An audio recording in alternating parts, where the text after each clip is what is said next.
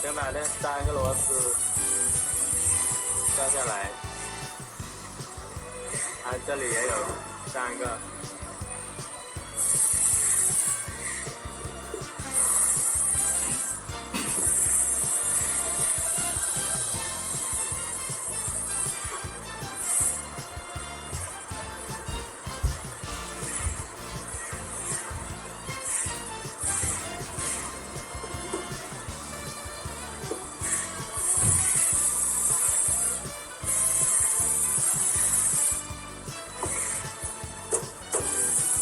往上跳了，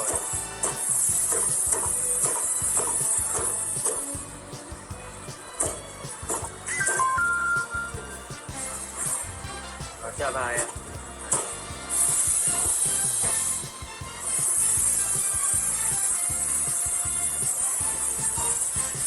拍了，然后这个风扇这里不是吗？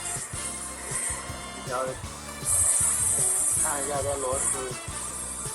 这2个螺丝有没有松？螺丝松了，它也会卡响，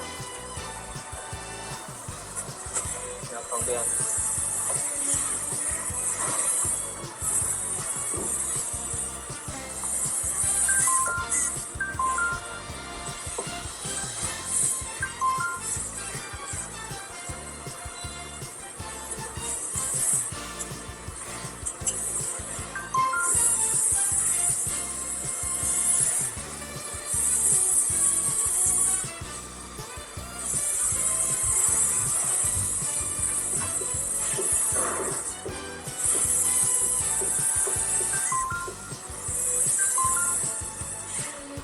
然后如果那个螺丝不松的话，这个搬一下这个冷凝器，动一下，动到有的都不响了。